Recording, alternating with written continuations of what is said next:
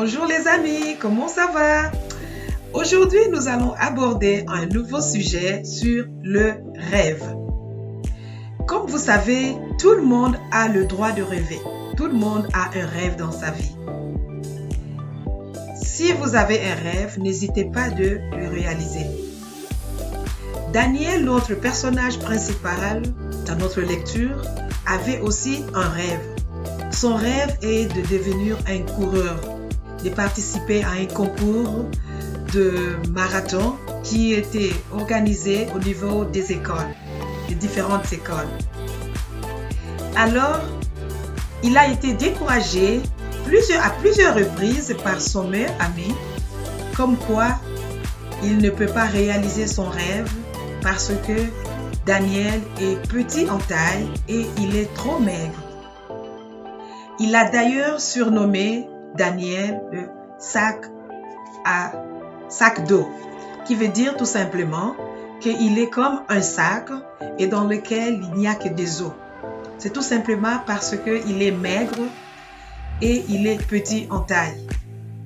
Il le sous-estimait en fait. Alors, dans notre lecture de tout à l'heure, nous allons voir tous, vous et moi, si réellement Daniel ne sera pas en mesure de réaliser son rêve. Alors, c'est ce que nous allons voir. Venez avec moi et nous allons lire ensemble pour le découvrir. Merci beaucoup et à tout à l'heure. Au revoir. Le rêve de Daniel. C'est un texte écrit par Jack Gabolinse et illustré par Karen Opak. Sac d'eau. Daniel est petit et maigre. Il a les coudes et les genoux pointus. Ses côtes sont si apparentes qu'on peut les compter. Ses amis l'appellent sac d'eau. Si j'étais un poulet, on me laisserait tranquille, dit-il en blaguant à Enzo, son meilleur ami. Personne ne voudrait cuire un poulet aussi maigre que moi. Ha ha ha, fait Enzo. Tant mieux. Je ne voudrais pas perdre mon meilleur ami. Daniel est le gars le plus maigre de l'école, mais le plus étonnant, c'est qu'il mange comme un ogre. Au début de la journée, son sac repas déborde, mais à la fin, il ne reste plus une seule miette. Daniel est le gars le plus maigre, mais il est aussi le plus populaire. Il parle beaucoup et rit plus fort que tout le monde. Il raconte plus de blagues et il joue plus de tours. Daniel n'est pas toujours heureux. Parfois, comme personne ne peut le voir, il laisse paraître sa tristesse. Il est triste parce qu'il voudrait pouvoir lire et écrire aussi bien que les autres. Il est triste parce qu'il n'est pas doué pour les sports. Il voudrait être comme Enzo qui est bon dans tout.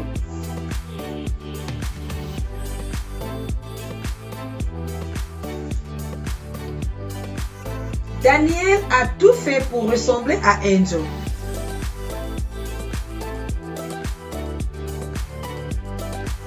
Il a essayé de jouer à la balle molle,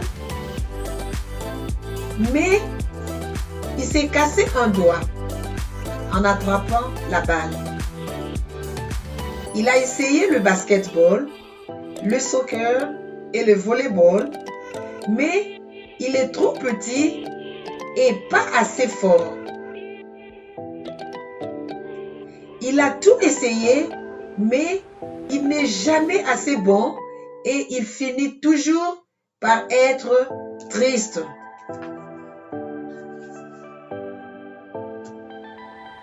le marathon. Un samedi, Daniel regarde les Jeux olympiques à la télévision.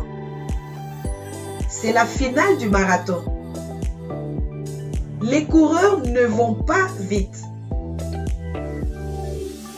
Ils n'en finissent plus de courir. Ils n'ont pas de gros muscles comme Angel. Ils ressemblent davantage à Daniel. À la fin de la course, les 3 gagnants reçoivent leur médaille. Tous 3 sont maigres et ils ont plus d'eau que de muscles.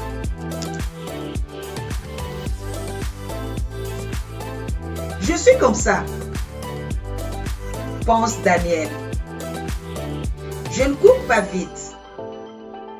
Je ne peux pas piquer de sprint comme Angel, mais je cours plus longtemps que lui. Les longues distances ne me fatiguent pas.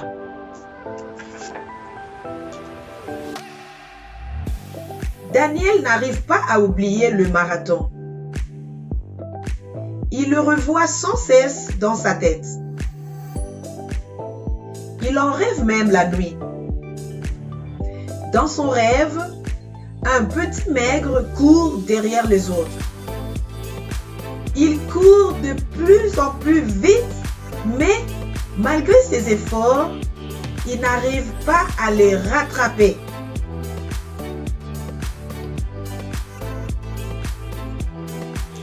Puis, à la toute fin, tous les coureurs foncent vers la ligne d'arrivée. Ils courent vite, mais le petit maigre court encore plus vite qu'eux. En franchissant la ligne d'arrivée, il lève les bras en signe de victoire.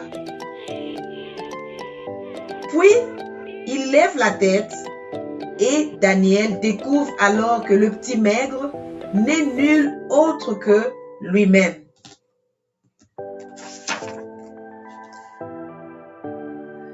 Le lendemain, Daniel n'arrête pas de penser à son rêve. Il se demande s'il pourrait vraiment courir comme ça. Ne sois pas idiot, se dit-il, c'est juste un rêve. Mais plus tard ce jour-là, il dit à Angel, « Je pourrais participer à la course de fond interscolaire. » « Non, dit Angel en riant. « Contente-toi de faire des blagues. Ça te ressemble davantage. » Quelques minutes plus tard, Enzo revient. « Hé, à bien y penser, dit-il. Tu serais peut-être un bon coureur de fond. Tu as bien le physique qu'il faut. » L'entraînement. L'après-midi, Daniel commence son entraînement. Il fait le tour du parc 3 fois en courant, ce qui lui prend presque 1 heure. Daniel, je t'ai vu courir dans le parc. Qu'est-ce que tu prépares? Lui demande son père au souper. Je vais participer à la course de fond. C'est génial, dit son père. J'ai participé à des courses de fond moi aussi. Ne te fatigue pas trop, conseille sa mère. Le mieux, c'est d'en faire un petit peu chaque jour.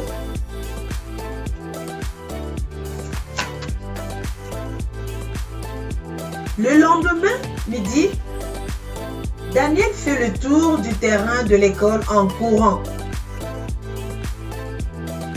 Enzo court avec lui, mais au bout d'un moment, il s'arrête. Il se penche et pose ses mains sur ses genoux. « Tu vas trop vite pour moi, dit-il en essayant de reprendre son souffle. je te retrouve en classe. Après l'école, Daniel retourne courir dans le parc. Il s'entraîne tous les jours.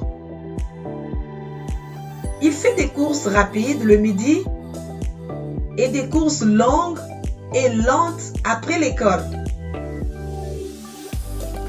Toutes les nuits, il fait le même rêve et tous les matins, il se demande si les rêves se réalisent parfois.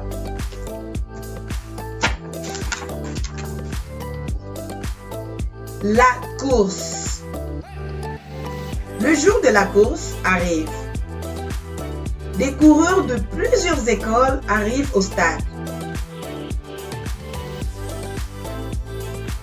Daniel attend nerveusement sa course. Ses genoux tremblent et il a la nausée. Il ne se sent pas l'âme d'un champion. Il en oublie même son rêve.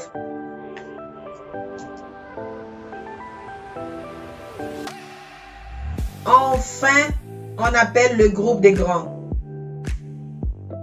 Ils sont 109 au total, tous plus grands que Daniel. À vos marques, prêts, bang! Les coureurs partent très vite. Daniel essaye de les suivre, mais ils sont trop rapides. Il traîne de plus en plus loin derrière. Il comprend alors qu'il n'est pas un bon coureur. Ce n'était qu'un rêve qui est en train de devenir un cauchemar. Daniel se sent de plus en plus découragé. À la moitié du premier tour, un coureur ralentit.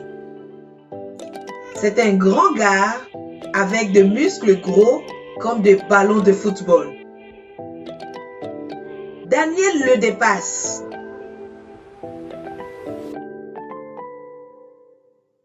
Il commence alors à se sentir bien. Son rêve lui revient d'un coup.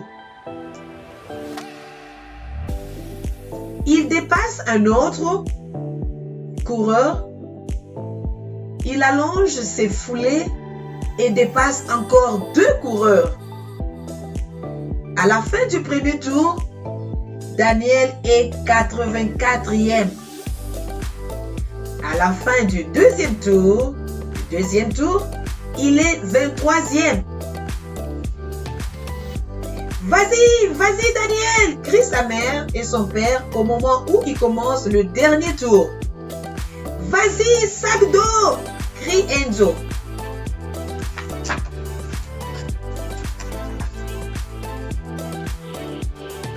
Un quart d'heure plus tard,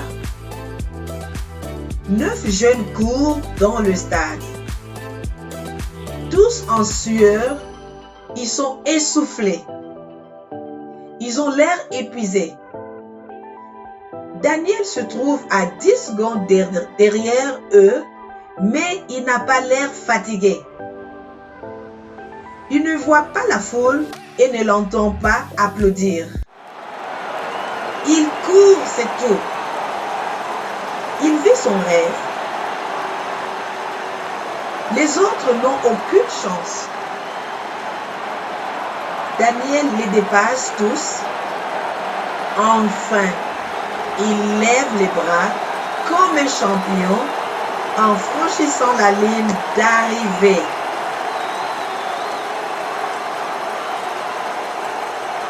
Enzo est aussi excité que s'il avait lui-même gagné la course.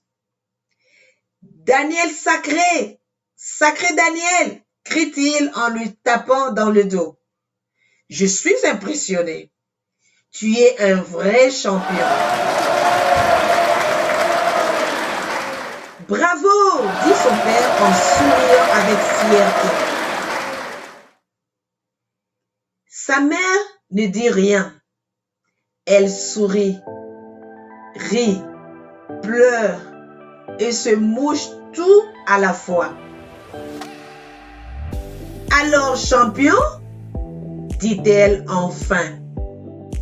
Je meurs de faim, dit Daniel avec un grand sourire. Est-ce qu'on peut aller manger? Merci beaucoup, chers amis auditeurs. Nous venons de terminer notre lecture qui s'intitule Le rêve de Daniel. Nous allons nous revoir à la prochaine vidéo pour une nouvelle lecture. Merci beaucoup et à la prochaine.